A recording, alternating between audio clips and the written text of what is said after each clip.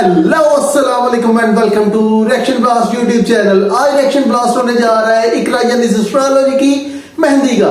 जैसा कि आप सबको 1 बाय 1 रिएक्शंस मिल रहे हैं मेरी तरफ से, और आज हम पहुंच चुके हैं इकरा की मेहंदी पर।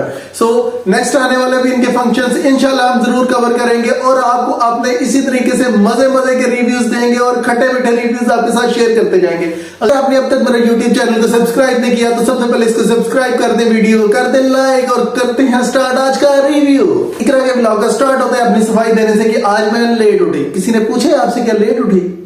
और वैसे भी हमें पता है कि आप लेट उठती है तो इतनी सफाइयां देने की क्या जरूरत है। सो दे लिया आपने सफाई। 1 बज गया है, सैलून पे मेरी टाइमिंग थी, अब मैं कोई 3-4 बजे तक ही रेडी होंगी, बट होप। और 1 बजे उठकर जा रही है अपनी मेहंदी की तैयारी के लिए और अम्मा फरमाइशी तौर पर कह रही है कि जहां से इकरा तैयार होगी वहां से भी मैं तैयार होंगी। जब बुकिंग पहले करवा लिया तो इतना स्क्रिप्टेड व्लॉग बनाने की क्या जरूरत है आपको? मैंने तैयार जहाँ से इकरा होगी वहीं से होना है। ये मेरी मम्मा की जिद है और मैं वहां जाके बात करूंगी। मेरी अम्मा ने भी वहीं से तैयार होना, आपको भी वहीं से। इकरा जो हस्बे आदत अपने हर फंक्शन पर यही कहती चली आ रही है कि मेरा ड्रेस तैयार नहीं हुआ, मेरा ड्रेस फलां बंदा फलां जगह पे पहुंचा रहा है और ये हो गया वो हो गया। इस फंक्शन पे भी वो अपनी रिवायत को कायम करते हुए सेम वर्ड्स यूज करती हैं कि मेरा ड्रेस अभी तक फलां मसले का शिकार है और फलां मसले का। तो एक दूसरे डिजाइनर ने वादा किया है कि मैं आपको अपना ड्रेस दूंगा और शायद वो ये पहनना चाह रही हैं, लेकिन एक बात की समझ नहीं आई शुरू से और किसी भी फंक्शन पे वो बात की समझ नहीं आ रही कि जब आपको पता था 2 साल पहले से कि आपकी शादी होने जा रही है तो एन मौके पे आपके ड्रेसेस किस तरीके से तैयार नहीं हो रहे। Everything is scripted. अगर बात की जाए मेहंदी के ड्रेस की तो आपको इस ड्रेस को देखकर यकीनन कुछ माजी में भी याद आ जाएगा। बात याद तो होगी कि जन्नत मिर्जा ने जो सहर की शादी पर ड्रेस पहना था और जिस डिजाइनर का था सेम एग्जैक्टली उसी डिजाइनर का ड्रेस और वही ड्रेस जो है वो इकरा को अपनी मेहंदी पर पहनना पड़ रहा है। शायद किसी मजबूरी की वजह से, या हो सकता है कि वो स्पॉन्सर जो कर रहे थे उनकी डिमांड कुछ और ये पूरी ना कर सकती हो सकता है किसी मजबूरी के तहत इस ड्रेस को उन्होंने प्रेफर किया हो कि मजबूरी के टाइम पे किसी को पहन लिया जाए। गाइस मेरे साथ थोड़ा सा भंड हुआ है, थोड़ा नहीं बल्कि बहुत बड़ा भंड हुआ है, और मैंने इंस्टेंट एक डिजाइनर को बोला था, रात में वो आए थे, उन्होंने मुझे अपना ड्रेस दिखाया था। अब 2 मेहंदी पर ये नेगेटिव पॉइंट उनकी तरफ से ये क्रिएट हो गया कि जैसी वो लुक खुद से चाह रही थी और अपने ड्रेस की तरफ से वो अपनी लुक बनाना चाह रही थी वैसी उनको बिल्कुल नहीं मिली और एक्सपेरिमेंटल लुक उन्होंने अपनी लुक को खुद ही कह दिया। सो हाजिर है आपके सामने एक्सपेरिमेंट लुक। लग रही हूँ मेहंदी वाली दुल्हन या नहीं, कमेंट में बताएं। एक्सपेरिमेंटल लुक, बट ये जो और पिछली वीडियो में जैसे मैं आपको बता चुका हूँ कि इनके मेकअप पर लगते हैं 2 घंटे। वो पता नहीं एज का फैक्टर है कि इतना मुंह पे मेकअप करना पड़ता है जिसकी वजह से 2 घंटे ये सर्व कर देती हैं। तो जब आपको पता है कि टाइम इतना लगता है तो फिर ये इतना स्क्रिप्टेड और इतने घिसे पिटे डायलॉग बार बार बोलने का क्या फायदा है कि मेरा इतना टाइम जाया हो गया, इतना टाइम लग गया, मैं लेट हो गई, मैं लेट हो गई, मैं लेट हो गई। हम इसके बाद चलेंगे घर क्योंकि मुझे कॉल्स पे कॉल्स आई हैं। You are late, you are late, you are late. भाई ब्राइड लेट ही होती है और क्या दूसरी पहुंच के पहनने को पहले बैठी होती है स्वागत करने। ऐसा और मेहंदी के फंक्शन के लिए माँ बेटी जिस सैलून पर गई हैं और 2 घंटे के बाद जो लुक इन्होंने क्रिएट की है, इससे मुझे 2 चीजें साबित हो गई हैं। एक ये कि इनके मेकअप पर बहुत ज्यादा टाइम लगता है और दूसरा ये कि जिस सैलून का ये नाम ले रही हैं वो सैलून बुजुर्गों को रेडी करने के लिए बहुत फेमस है। पता नहीं इकरा बॉलीवुड से इतनी क्यों इंस्पायर है कि अपनी ही फैमिली में चुन चुन के आर्टिस्ट ढूंढती जाती हैं इंडिया के, और अब अपनी बहन को कहती हुई आपको नजर आएंगे कि ये सस्ती आलिया भट्ट आपके सामने को देखो जरा, पूरी आलिया भट्ट बन के आ गई है माशाल्लाह। एक आम सी शादी में 1 से 2 या 2 से 3 फंक्शंस होते हैं तो दुल्हन को इंतहाई प्रोटोकॉल दिया जाता है और सारे दुल्हन को हाथों हाथ लेते हैं। जब आप एक फंक्शन के बाद एक और दूसरे के बाद तीसरा फंक्शन रखते जाएंगे और ढेरों फंक्शन आप जो है वो करते जाएंगे तो फिर दुल्हन की जरा भी वैल्यू नजर नहीं आती। ये आपको मैं नहीं कह रहा, ये आपको व्लॉग में नजर आएगा। मैं वो दुनिया की पहली दुल्हन होंगी जिसके पास कोई प्रोटोकॉल नहीं है। और ये बात मैंने इसलिए की कि ये वीडियो देखकर आपको ये तो साबित हो गया होगा कि कोई भी प्रोटोकॉल ही नहीं दे रहा। दुल्हन अपना कैमरा खुद ही पकड़ के अपना व्लॉग शूट करती जा रही है तो आप अपनी कदर खोने पर लगी हुई थी। ब्लॉगिंग करते हुए अगले ही लम्हे में इकरा अपना कैमरा जो है ना वो मूव कर लेती है अरीब की तरफ और अरीब आपको ये कहते हुए नजर आते हैं कि मैं बहुत कंफ्यूज हूँ डांस करते हुए। सो मुझे तो ये कंफ्यूजन की समझ नहीं आ रही। जब आपने सीखा उसके सामने, आपने रिहर्सल उसके सामने, तो आप डांस को लेके इतना कंफ्यूज क्यों हो रहे हैं? और मुझे तो एक और चीज की ये समझ नहीं आ रही कि आप सिर्फ डांस करते हुए इतना कंफ्यूज हो रहे हैं और आप आगे किन किन चीजों में कंफ्यूज होंगे। आज डांस करना नर्वस हो रहा हूँ मैं बहुत ज्यादा, होता है कि नहीं होता पता नहीं। और थोड़ी ही देर बाद आपको ये क्लिप भी देखने को मिलेगा कि जिसमें अब्बा जी ये कह रहे हैं कि मैं भी इस मेहंदी के फंक्शन पर खुद से डांस करूंगा और मेरे दोस्त भी डांस करेंगे। अल्लाह जाने ये कौन सी मुसलमान फैमिली है जिसमें बाप दादा सारे नानी दादी सारे ही डांस कर रहे हैं, जबकि ये अल्लाह के नाम से ये फंक्शन स्टार्ट हुआ था और ये शादी का आगाज हुआ था। इस फैमिली में कहीं से भी दीन नजर नहीं आ रहा। आपका क्या कहना है इस बारे में? डांस पार्टी चलेगी, मैं भी डांस करूंगा और मेरे दोस्त भी करेंगे। बहुत अच्छा। और अगर मैं ये बात भी कह दूं कि सबको इसकी शादी की इसलिए खुशी है कि बुजुर्गी में जाकर इसकी शादी हो रही है और सब रे हल्ला गुल्ला इसलिए क्रिएट कर रहे हैं और डांस करते हुए ये कहना चाह रहे हैं कि चलो जान दे छुट्टी, तो ये भी कुछ गलत नहीं होगा।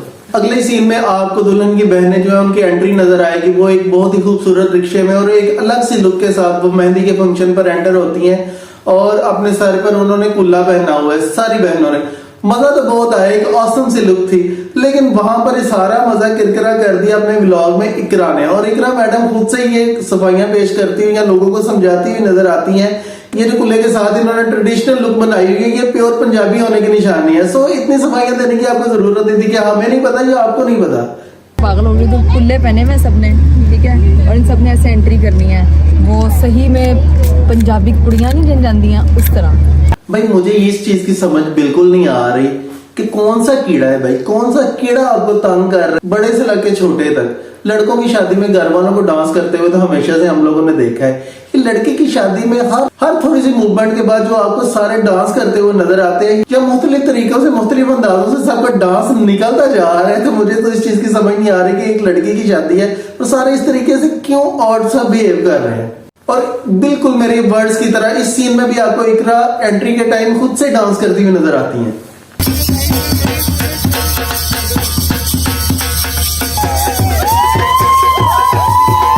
दुआए खैर से स्टार्ट होने वाली ये शादी जिसमें सारे आपको बहुत नेक और बहुत ही अच्छे लोग नजर आ रहे थे, उसकी एक अलग लुक आपको देखने को मिलेगी।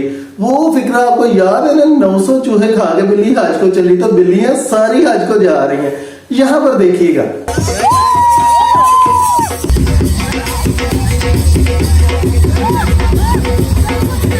यहाँ पर आपको यकीनन मेरा पॉइंट देखने को मिल गया होगा कि किसी का पेट नजर आ रहा है, किसी के स्लीवलेस कपड़े हैं, तो पता नहीं क्या क्या ये पहन कर क्या क्या दिखाना चाह रही हैं। और वो जो दरूद था, वो जो सारे कलमे थे, वो सारा कुछ क्या एक व्लॉग के सिवा कुछ भी नहीं था क्या?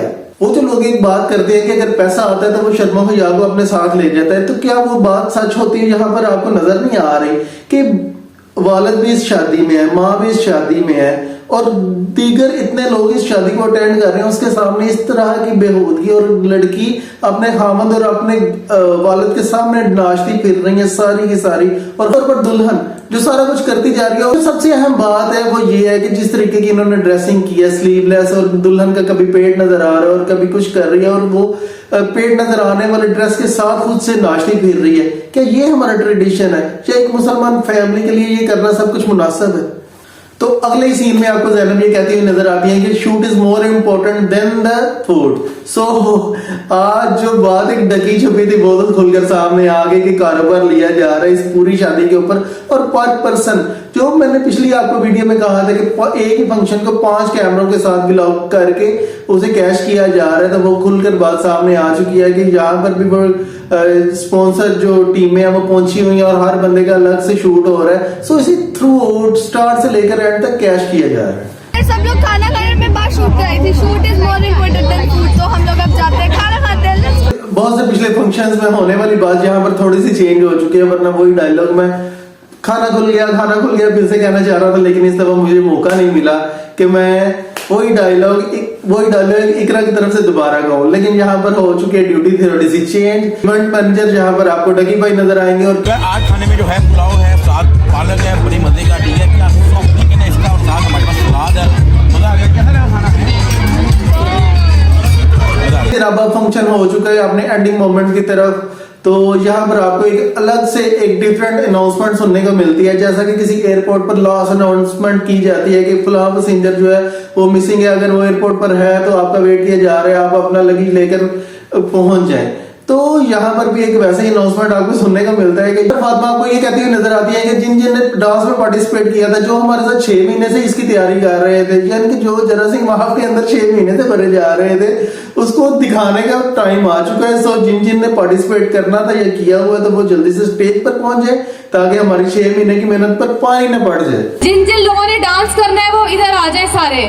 जो डांस के पार्टिसिपेंट्स हैं सब इधर डांस स्टेज के पास आ जाए। डांस स्टार्ट होने लगा है, प्लीज डांस फ्लोर खाली कर दे। आप लोग ये प्लीज स्टेज खाली कर दो, हम लोगों ने डांस करना है। लाइट्स बंद हो गई, हमारे डांस रह जाएंगे।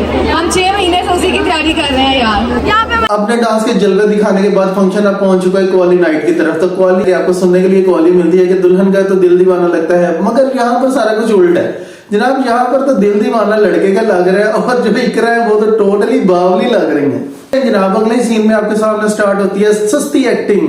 नहीं, जिस तरीके से पूरे प्रोग्राम को बड़े ही सीक्वेंस वाइज लेके चला जा रहा था, यहाँ पर भी जब एक कवाली के बाद प्रोग्राम पहुंचता है दूसरी कवाली के अंदर, तो जनाब पूरा आपको सीन क्रिएट हुआ मिलता है और सस्ती एक्टिंग होती है स्टार्ट। अम्मा जो है वो कवाली के वर्ड बाय वर्ड जो है वो अपनी एक्टिंग स्टार्ट कर रही है। कवाली में ये वर्ड यूज किए जाते हैं कि छोड़ कर जा रही हूँ तेरी गली बाबुल। तो अम्मा भी एक्टिंग के पहाड़ तोड़ देती हैं और इकरा पर तो एक्टिंग खत्म है ना यार। देखिए दोनों ही किस तरीके से टसवे बहा रही हैं।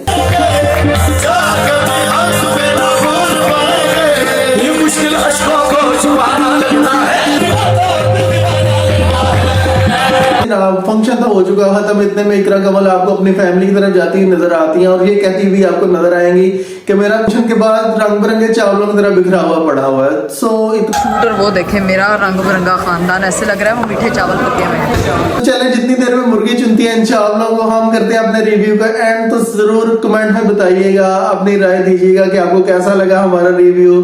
हमारा चैनल अगर आपने नहीं सब्सक्राइब किया तो इस चैनल को कर दीजिए सब्सक्राइब और वीडियो को कर दीजिए लाइक। इंशाल्लाह अगली वीडियो में मिलते हैं किसी और रिव्यू के साथ, तब तक के लिए अल्लाह हाफिज।